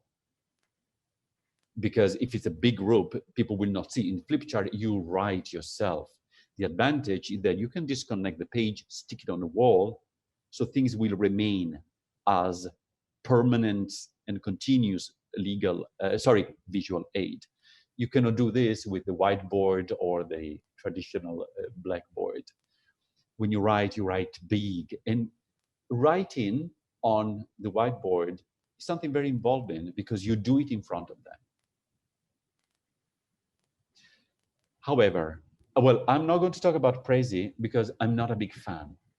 I found it very visually intensive. I get seasick and I'm not really good at using it. But, you know, there are also these tools. I'm going to focus on PowerPoint. Why? Because nowadays, most of us use PowerPoint. Even when you're asked to go for a conference, they say, please send your PowerPoint. What about if I don't want to use it? PowerPoint is becoming more or less the rule. So we might as well discuss together as a group how to use it. And I have a particular way to start to kick off the discussion. I have one slide, my next slide, that I'm going to show you, and I'm going to give you 1 minute to think for yourself because you cannot think in group. So 1 minute, start writing down on a piece of paper everything that you think is good or bad about this slide. Is it okay? So tell me, I will show you this slide, and in 1 minute, we will discuss what is good and what is bad. Ready? You have 1 minute.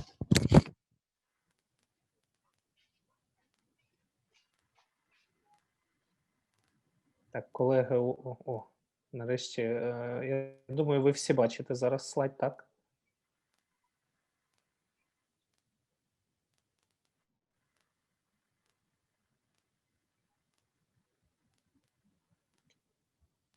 Можете писати коментарі, а також можете не соромитися і підключатися до дискусії і виходити самі особисто щось коментувати. Ан?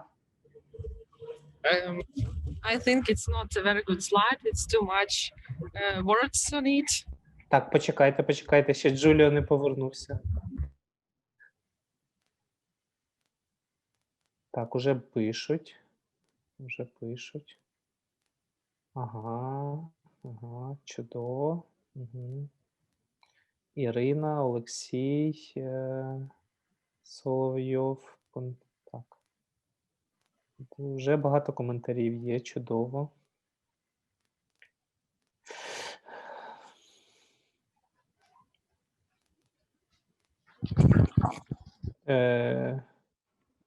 Ready.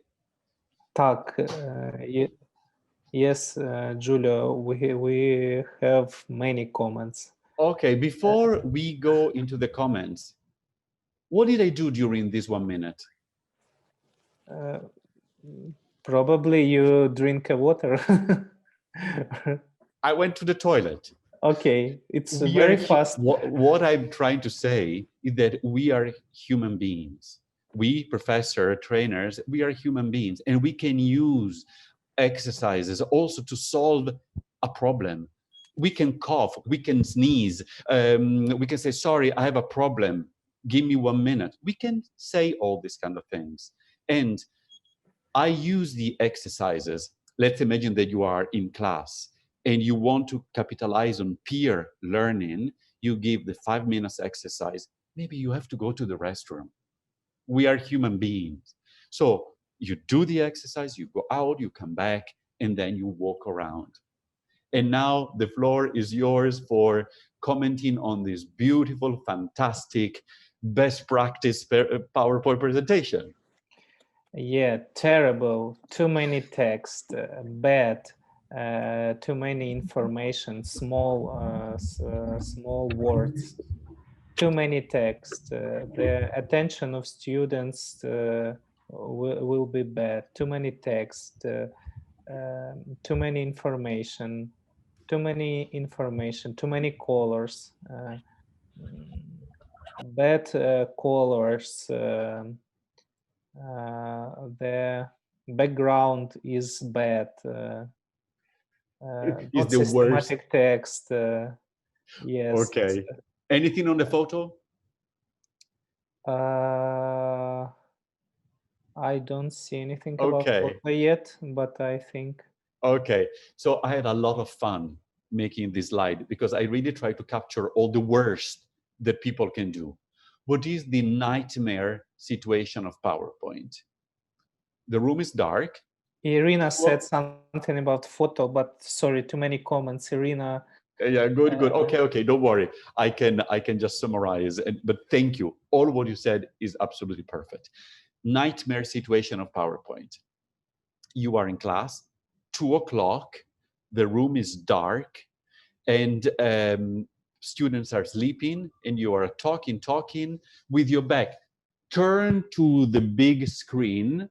So you're reading from PowerPoint, and everybody is sleeping. So these are, we are laughing, but it happens. So first question, student says, Prof, please turn off the light because we don't see well your PowerPoint. No, never. Lights are on fully. Maybe the one, if you have different lights, the one above really the PowerPoint, maybe you turn off those, but the rooms they're completely bright. Then let's talk about you mentioned the backdrop. I think Microsoft should be sued for creating this backdrop for PowerPoint because it's blinding people. It's really disturbing. There is no color that can be good. What is the best backdrop? What color? I think it's white. White is better. Black or blue is elegant, but remember the students from far away will not see it as well. because you need to write in white. So they will not see it as well. White. Look at my previous slide. Is it beautiful? No. Is it useful? Yes. So PowerPoint should not be an artistic work of art with beautiful colors and beautiful. Go for something simple but useful. So white backdrop. And then what colors you can use to write on PowerPoint? Pinkish, peach, light yellow. No, those colors are taboo for PowerPoint. If you use white backdrop and you're writing in red, blue, black, students will be able to see you from 2 kilometers. But what does it mean? We cannot use colors? Of course you can use colors, and I used a lot of colors in my slide, but for no purpose. So use colors strategically. You know, maybe there is something written in black and then boom, boom, 2 words in red or 2 words underlined, because those are the words on which you are going to focus. Most of you said too much text, too much text. Yes, this is the worst mistake that we all make. Writing sentences, long sentences. No. Use PowerPoint to convey concepts, not phrases. There are words like, and therefore it's important to remember that. Delete. It occupies space, people will read it and will not listen to you. Just put, boom, 2, 3 words for the concept. The word PowerPoint is visual aid. Aid. This is not the source of information. You are the source of information. Students must look at you. That's why you should not turn your back all the time to read PowerPoint. You need to maintain the eye contact with your students. So maybe you have your PowerPoint on your laptop. You don't need to turn and look all the time at the screen. Look at it on your laptop. So you look down and you look up. So you always look at the student. You are the expert, not PowerPoint. If you put too many words on PowerPoint, people lose faith on you. And PowerPoint contains the word power. They know that, boom, you click, and oh my God, I did not read, I lost something. If you put 2, 3, 4 words, concept, in your PowerPoint, they just need to listen to you. You are the expert, not PowerPoint. So make sure that you don't become the slave of PowerPoint. It's your visual aid. Color, font. How many times we see a different font here? There is Times New Roman, Calibri. Why? Because we do copy and paste from Wikipedia. We do copy and paste from other PowerPoints that we did in the past. Well, okay, this is not a crime, but try to avoid it. Sometimes, maybe you're using whatever, Calibri. There are some fonts that are better than others. Algerian, Bollywood are not very good. Calibri and Arial, for example, is good. But then also the size is important. You know, minimum, put 22, really minimum, 24, 28, bearing in mind that 28 of Calibri is much smaller than 28 for Times New Roman. So make sure that people can read from far away and quickly. There is not a lot of text. People need to listen to you. When you want to put more text, I did it with you, for example, in some of my slides. I use the sequencing, which is very useful because boom, it's few words, then you talk and explain, and then boom, another few words. Photo. You know, an image talks thousands of words. So it can be really, really good and useful to use pictures. but don't use them to make your PowerPoint beautiful. I do consulting for the World Bank, and they are really sometimes not very good at trainers, because the presentation are big charts that you cannot read. They are too far away and too complex, and the writing is too small. And then, oh, we need to be more appealing. So they put a photo for aesthetic reasons. No, we are not there in the business of making things beautiful, but useful. So yes, choose an image, but choose an image that is telling, that is provocative, provoking the thinking and the learning. Also, do you give your PowerPoint or not? It depends. You know, I use PowerPoint to ask questions. You know, we tend to believe that PowerPoint is the tool to give knowledge. You are the person that gives the knowledge. PowerPoint is a tool that you strategically use. I never share my PowerPoints before, not because I'm nasty, because I tell them, I open my mouth and say, good morning, you will have my PowerPoint, but tomorrow. Because now I use PowerPoint to ask questions, because I want to open your mind. Is it okay? So PowerPoint is a fantastic tool, but you need to use it strategically and well. Don't feel that you have to write everything. Oh, they've got everything there. Because if you put a lot, people will be busy reading and they will not listen to you. Is it okay? Do you have comments or questions about PowerPoint? Поки що є коментар, що від Ірини Дмитрук, що це дуже незвичний погляд для неї. Також багато хто підтримує, що білий фон, чорний текст – це добре. Ну, от, власне, да, там були коментарі від що дуже погане фото, дійсно, я пропустив. Валентина Яценко каже, що вона дякує і дуже правильний підхід. Це всі коментарі. Thank you. I think if you don't mind, I will continue because I still have essentially 3 things to cover and we only have 13 minutes, but one is super fast. One element relates to the logistic, you know, the classroom. You know, sometimes it's not something we can even discuss because our university only has classroom of a particular modality. So we have the amphitheater, we have other rooms with all the, sometimes is like this. But I just want to show you different systems. Well, this one, okay, is this an ideal room configuration? No, of course, it's completely untidy and irrational and erratic for fun. This one is more typical. But look at the difference between this one and this one. This is what we use for adult learning.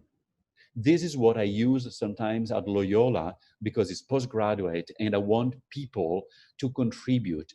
This shape of the room is so much better to have exchange of knowledge between students, discussion, group work. You can put one group in one side, the other group on the other side, you know, on the 4 angle. And if the room is like this, where are you as professor? Where are you going to do your teaching? Where is the table and your chair? Well, Sasha can tell you, my way of teaching is there in the middle of the U shape. You know, sometimes, okay, they give me this room, it's fine. But remember that if you are sitting down, who is going to see you? Only the first 2 rows of students. The people on the back are going to do Facebook. So stand up, move, approach to students, use your physical presence to help them because they get tired. You cannot fall asleep. They can fall asleep. Try to stand in their shoes. If they have to be there for 2 hours, sitting and listening,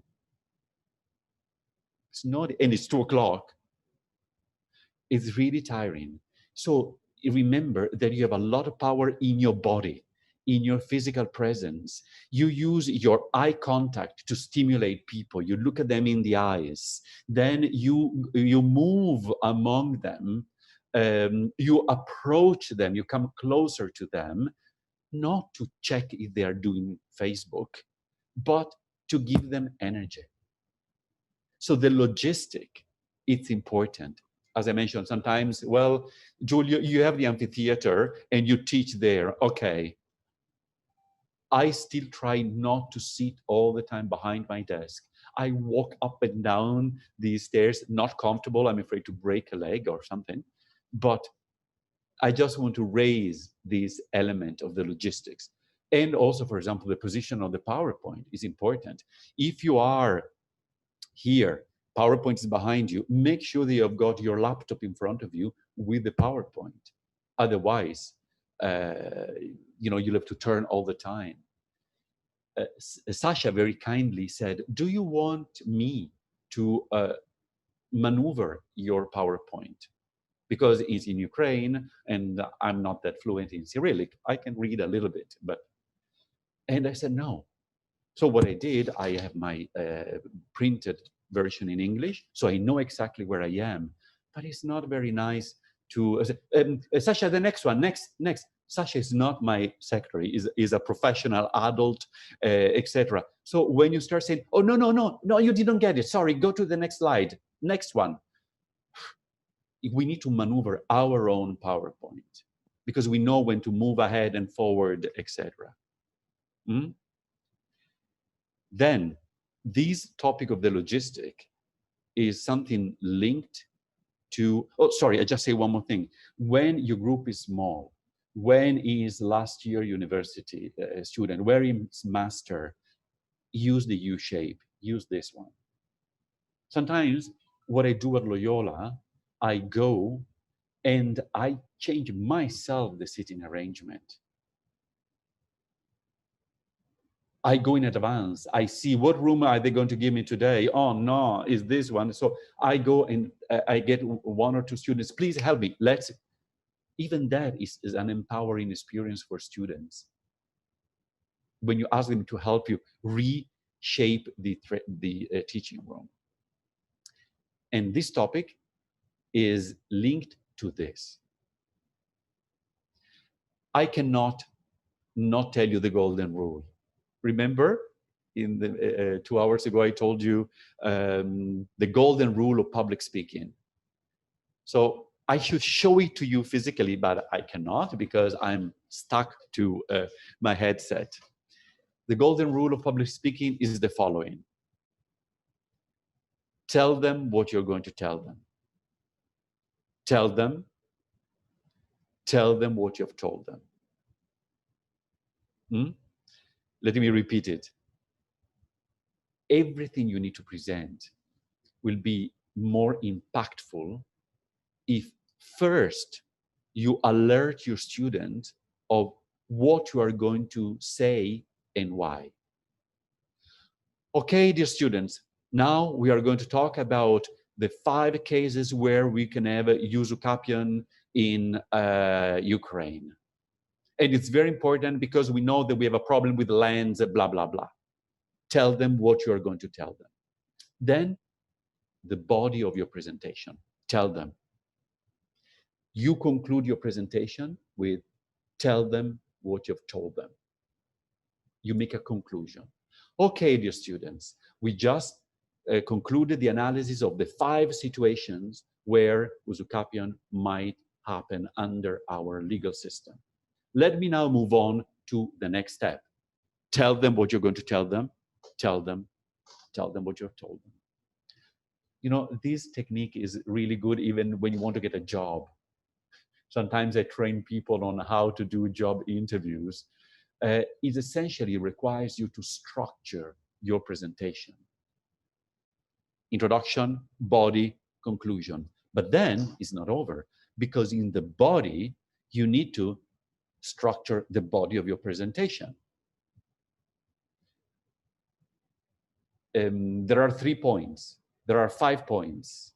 Before, now, after. two pros and two cons. Structuring is fundamental. Did you like the golden rule? It's intuitive, but basically you raise attention, then you give a structured presentation, and then you make a conclusion, which is the link to the next topic. Break your presentation into segments and tell them, okay, we are together for 2 hours. Today we are going to cover first this, then these students are going to make these presentations, and then we are going to have whatever, a role play. Let's start. The first one. I'm going to explain blah, blah, blah. Here you put your objectives. Is it okay?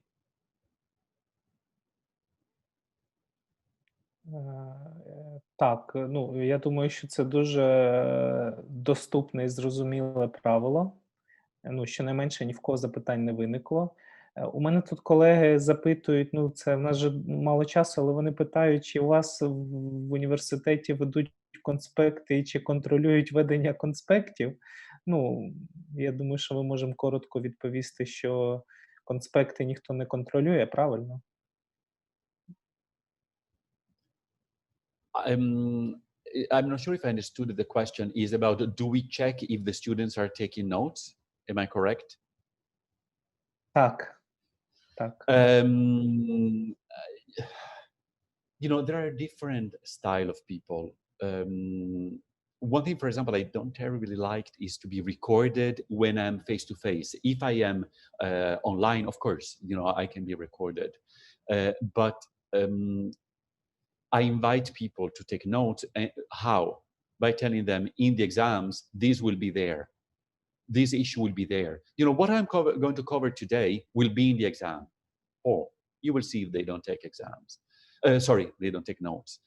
One thing that is difficult is to understand if what they are typing is the notes or they're writing to the girlfriend. And of course, a certain level of policing, you can do it. At university, sometimes, you know, I stop talking and say, well, I thought we had a rule not to use a mobile telephone in class. If you are doing it, I do it as well. So let me send a message to my mother now. So, you know, with students, you can also do this kind of things. I concluded now with the two elements, the way in which we talk in public. Use your eye contact. I already mentioned, look at everybody. Because with your eyes, you are very powerful. Students want to be recognized and acknowledged by the professors. So you look at them, you smile, they will become allied. Don't forget anybody. It's not that you only look at the people in front. Stand up, look at the people more far away. Come closer, use your physical presence. Use your body to accompany the learning. If you want to say, dear students, now there are 3 key elements that you need to remember. And by the way, they might be in the exam. First, you see, I'm using my hands to support the learning, to support the message that I'm using. Careful online, because online, sometimes if I start doing this, it's not very good for you. Or if I'm like this and I talk, it's not very good for you. So the body language online, it's different. It does not mean that you need to stay like this, like a mummy. You still can use your hand, but don't do this, do this. So there is a specific best practices to teach online, also in terms of body language and how you position yourself, etc., etc. Voice. It's very important to remember that. You know, how loud, how fast. The worst thing you can do is to talk and people and students cannot hear you. And does it mean you have to shout all the time? It's like, no. This is very unpleasant. Modulate, change, be conscious of, are you a fast talker? I am. I'm Italian. So now, when I teach, I have to change. I know there is interpretation. I have to be even slower, but I cannot be too slow because otherwise it becomes boring. So I accelerate when I want to convey enthusiasm. I make a pause. I spoke about Obama. He's the best speaker ever. He's a master of how to use silences. Silences are something to give emphasis to something you are going to say or you just said. Look at the power of the silence I'm creating now. So be conscious of all this and use it. When I say, to your advantage, but especially to the advantage of your student, you need to help them. You need to motivate them. And then I conclude, it's midday, so you will receive my PowerPoint, and I put a number of best practices that now I will fly through. But feel free to write to me or we can be in touch. First of all, when you teach online, the issue of synchronous versus asynchronous. So are you recorded or you are live in front of your students? First of all, I love to be in front of my student with them face to face. But if I cannot, then is synchronous. We are all connected and they are in front of me. I see them as much as possible. I see some of you, and when I see you smiling, when I see you nodding, it gives me energy. Or sometimes maybe you record your class, and then this is something that Bogdan already mentioned. You use the synchronous class for discussion or for exercise. Interactive approach must be maintained. I could have been more time efficient if I only spoke online, but you would have fallen asleep. When you realized that I started asking you questions, you were, okay, let me be awake. You can do it online, using chat, but also asking questions and opening the mic. Practical approach is fundamental. It needs to be maintained and even increase. Why? Because lessons online are by nature more boring. So use short practical exercise as often as you can to create this engagement. Bogdan yesterday already spoke about some of the fantastic tools that you see at the beginning. At the end, I put them in the pink. Mentimeter, but also Polev are really good to ask questions like polls, surveys. Now, do you think this is right or wrong? Poof, they can put their question, their answer using their mobile telephones. You really keep them engaged in their practicals. Then you can do exercises. When I say practical approach, sometimes I just put one slide with a very small exercise. Do you think this is right or wrong?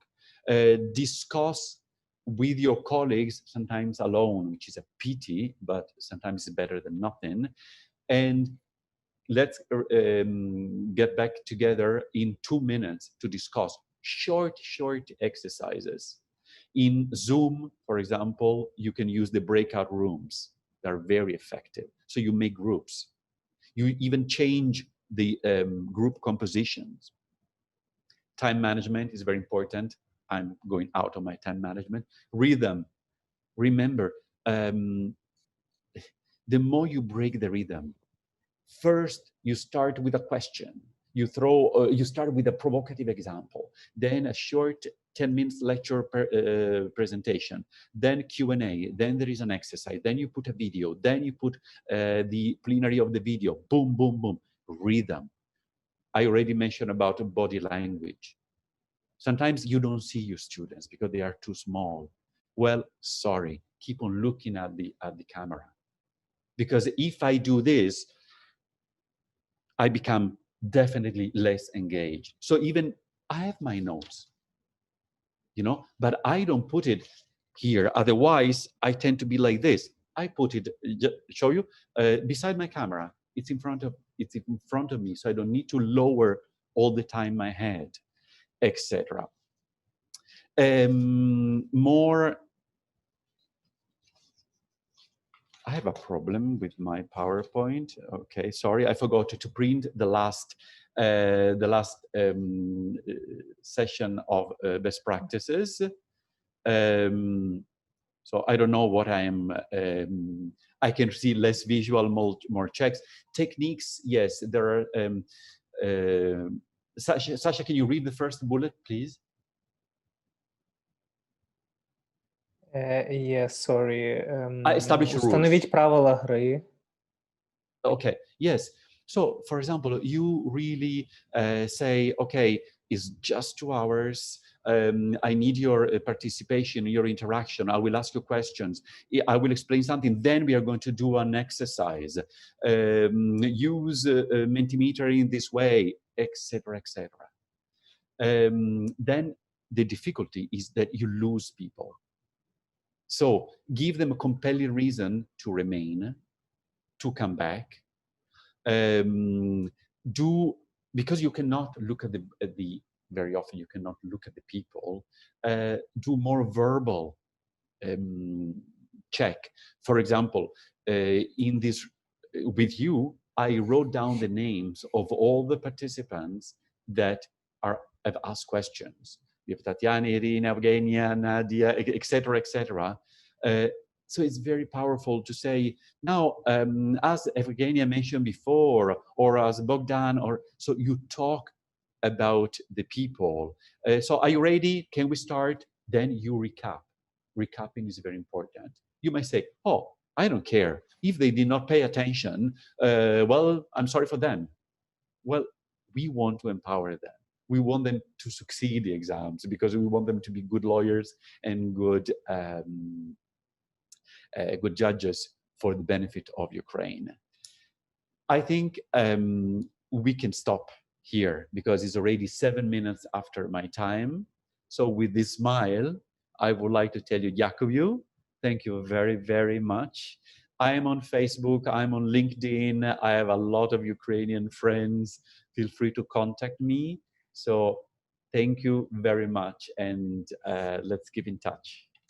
Dear Giulio, many thanks. We have such a lot of positive comments with gratitude to you. So this, for me, it was amazing, and I see a lot of comments. Then people write that they thank you. It was very interesting, very interactive, very positive. So I think it was quite amazing, and I'm sure that probably students will write you questions, and we will share your presentations. Absolutely, with all participants. Also, we will send this recording to all participants who cannot be today with us because of work or other reason. Absolutely. So I wish no you problem. good luck. Yeah. Thank you. Bye, everybody. Jakobu, and hopefully next time I will be in Kiev. Yeah, we hope so as well. So thank you so much, Ciao, Giulio. bye-bye. It was a big pleasure. Bye. Likewise, thanks. Thank you very much. Bye-bye. Bye-bye. Thank you all. Thank you. Шановні колеги, Сергій, я дуже вам дякую за переклад. Переклад також був прекрасний. Я уважно за ним слідкував і за зворотнім, так що все було чудово і дуже детально перекладено. Так, колеги, ми розійшлимо презентацію. У нас є ваші мейли. Тут Наталя запитує, це нова учасниця, яка доєдналась. Так, я спробую вас не загубити. Так.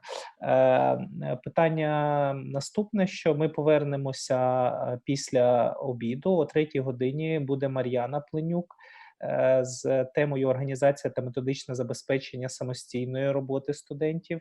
Я, на жаль, не зможу модерувати після обіду, оскільки в нас ще також інші заходи в координаторі проєктів ОБСЄ відбуваються. У нас такий інтенсивний період, я не скрізь встигаю бути одночасно. Але я попрошу інших тренерів промодерувати цю дискусію, тому не хвилюйтеся, я вам дуже вдячний. Всі презентації, думаю, ми розійшлемо в кінці.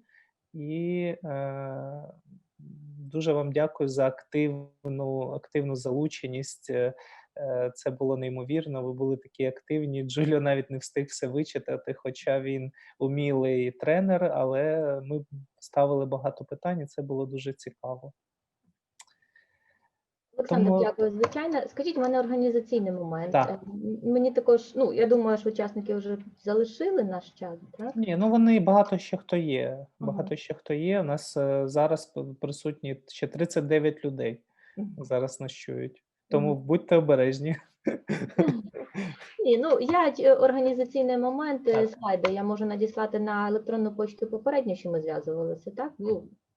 Безсумнівно, додайте, будь ласка, Ігоря Рубцова обов'язково в копію. Ви можете самостійно здійснювати, розширити екран самостійно показувати, але про всяк випадок надішліть нам обов'язково, щоб звичайно, для того, щоб мали можливість. екстрений. І, Мар'яно, я вас дуже прошу, я думаю, можливо, Михайла Хоменка попросити, щоб він допоміг вам модерувати, тому що, на жаль, після обіду я не встигну приєднатися, бо буду на іншому заході. Але я думаю, вам обов'язково треба допомога. Якщо Михайло Михайлович погодиться, я буду вдячна, звичайно, можемо. Так. Добре. Відповіді на запитання, це все відслідковувати, думаю, що так. Да. Добре, дякую. Я тоді зараз надішлю слайди на всяк випадок, щоб вони були також. Домовилися? Пані Наталія та пані Юлія, я ваші почти скопіював. Ми спробуємо не загубити їх. Якщо загубимо, то ще раз нам нагадайте. Так. Александр, у меня еще вопрос. Да, Евгения, так. Да, чтобы вам мне писать письмо, и так, мне кажется, будет быстрее. Я вчера не смогла присутствовать, поскольку у меня были пары, я их не могла никак перенести. Не. Поэтому, к сожалению, я отсутствовала вчера целый день.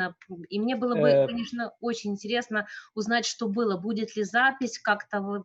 Так, ми вже про це неодноразово казали, але, можливо, якщо ви не були, ви не чули, ми весь запис надішлемо наприкінці, весь запис всіх днів. Спасибо большое. Це перший момент. Другий момент, ви можете не хвилюватись. У нас є звітність по Zoom за кожну сесію, і ми прослідкуємо і побачимо, хто був більшу частину занять. Ми будемо вважати це такими людьми, що пройшли наш курс, і надамо сертифікати. Ми розуміємо, що це складний графік у всіх заняття, тому якщо ви щось пропустите, в цьому немає нічого страшного. Але, звісно, залученість повинна бути просто за реєстрацію і не відвідування наших занять. Ми сертифікати не дамо. Тому ми відслідкуємо ситуацію десь і потім якийсь час після закінчення курсу надішлемо сертифікати. Я планирую быть, но вчера как-то мне хотелось бы узнать что-то, для себя очень много информации, но у меня вчера не получилось, поэтому у меня два было важных вопроса. И видео, и, конечно же, вопрос сертификата. Відео буде, сертифікат, я думаю, якщо ви далі будете брати участь, старатися, то також буде. Спасибо большое. До свидания, всех благ, очень интересно. Спасибо. Так, дякую. Я зараз швидко пишу свій мейл в коментарі, тому що Наталя запитує. Так, все написала. Тобто, Наталія, ви можете скопіювати мій емейл і підтримувати зв'язок. Так, колеги. Дуже дякую всім. Все, ми можемо відпочивати і до зустрічі по обіді.